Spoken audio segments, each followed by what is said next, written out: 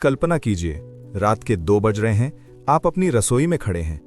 आप गैस का नॉब घुमाते हैं, टिक टिक, और अगले ही सेकंड ये नीली आग जल उठती है।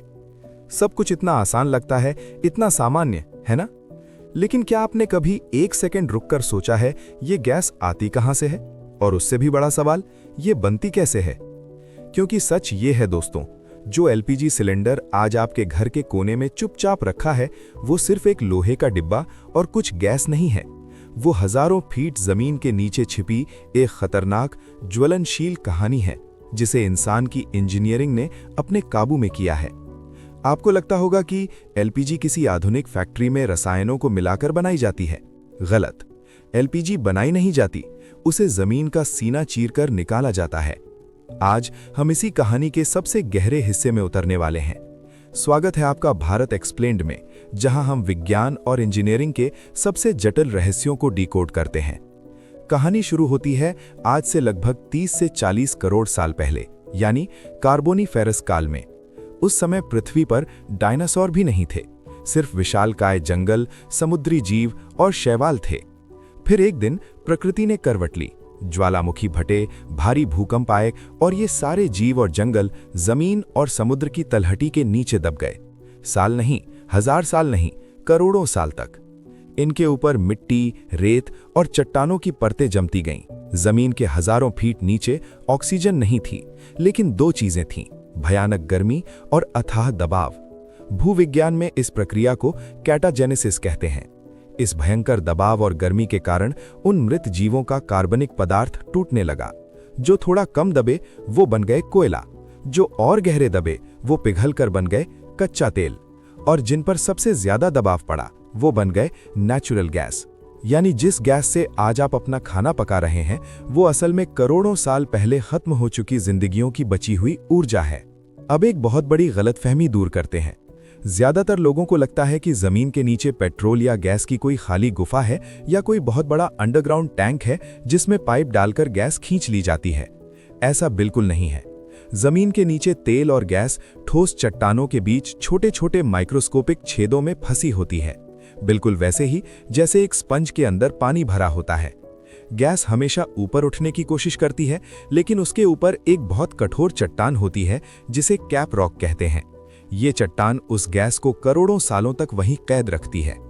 इसी कैद गैस को बाहर निकालना दुनिया के सबसे खतरनाक और महंगे इंजीनियरिंग कामों में से एक है।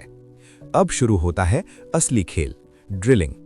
इंजीनियर सीस्मिक सर्वे के जरिए ध्वनि तरंगे जमीन के नीचे भेजते हैं ताकि पता चल सके कि गैस का भंडार कहाँ है। जब जगह तय हो जाती है तो मैदान में उतरती है ड्रिलिंग रिग, एक विशाल मशीन जिसके आगे इंडस्ट्रियल डायमंड या टंगस्टन कार्बाइड से बना एक ड्रिल बिट लगा होता है। ये लोहे का पाइप धीरे धीरे धरती को चीरना शुरू करता है।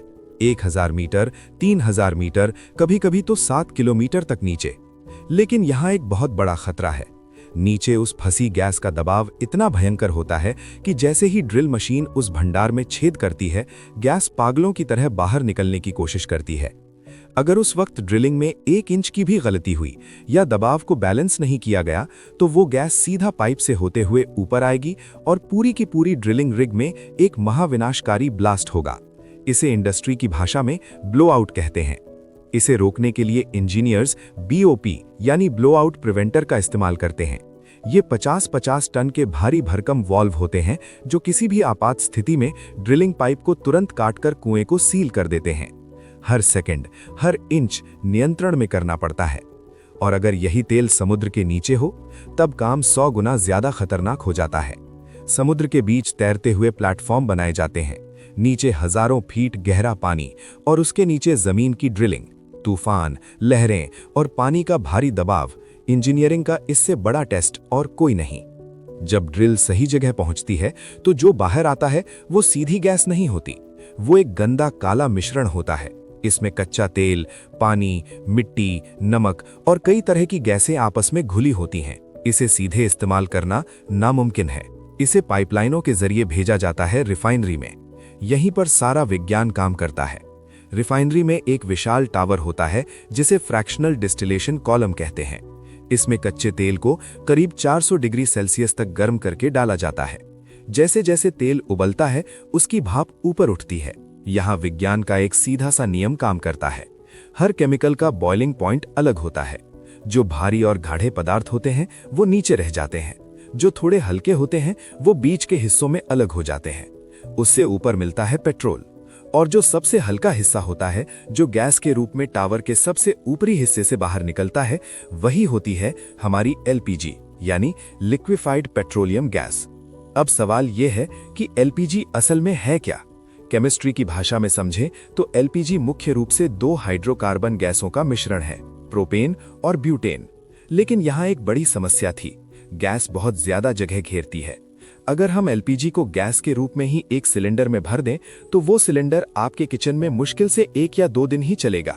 तो इंजीनियर्स ने क्या किया? उन्होंने गैस पर भारी दबाव डाला। प्रोपेन और ब्यूटेन की खासियत यह है कि जब इन पर थोड़ा दबाव डाला जाता है तो इनके मॉलिक्यूल्स आपस में इतने करीब आ जाते हैं कि ये गैस सीधे लिक्विड यानी तरल में बदल जाती है।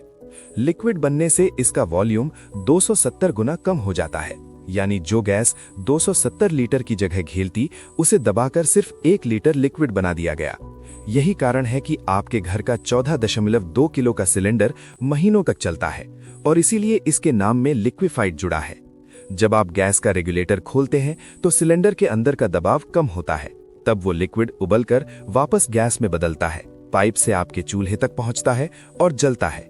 लेकिन रुकिए, रिफाइनरी से आपके घर तक का सफर इतना आसान नहीं है। अगर ये गैस किसी दूसरे देश से आ रही है तो इसे समंदर के रास्ते विशालकाय जहाजों यानी एलपीजी कैरियर्स में लाया जाता है। ये जहाज चलते फिरते रेफ्रिजरेटर होते हैं। इनमें गैस को भारी दबाव के साथ साथ -42 डिग्री, -42 डिग्री तक ठंडा रखा जाता है ताकि वो लिक्विड ही बनी रहे। समंदर की उफनती लहरों के बीच लाखों लीटर इस ज्वलनशील लिक्विड को ट्रांसपोर्ट करना इंसानी हिम्मत की एक अलग ही मिसाल है। इसके बाद आता है आपका सिलेंडर। क्या आपने कभी सोचा है कि जिस लोहे के सिलेंडर को आप रोज देखते हैं उसका आकार गोल सिलेंड्रिकल ही क्यों होता है? वो किसी बॉक्स या चौकोर डिब्बे जैसा क्यों नहीं होता? इसके पीछे भी बहुत सॉलिड इंजीनियरिंग है। जब गैस को भारी दबाव में लिक्विड बनाया जाता है तो वो अंदर से बाहर की तरफ एक भयंकर प्रेशर डालता है। अगर सिलेंडर चौकोर होता तो उसके कोनों पर सबसे ज्यादा दबाव पड़ता और वो वहां से फट सकता था। गोल आकर उस भयंकर दबाव को पूरे सरफेस पर बराबर बांट देता है, यानी कोई कमजोर कोना नहीं। और एक और चीज, आपने सिलेंडर के सबसे नीचे वाले रिंग में बड़े बड़े छेद देखे होंगे। वो छेद कोई डिजाइन नहीं है, दरअसल सिलेंडर के नीचे नमी या पानी जमा होने से जंग लग सकता है। जंग लोहे को कमजोर करता है।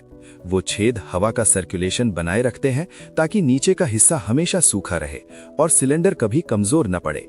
ये छोटी छोटी इंजीनियरिंग ट्रिक्स ही इसे एक टाइम बम बनने से रोकती हैं।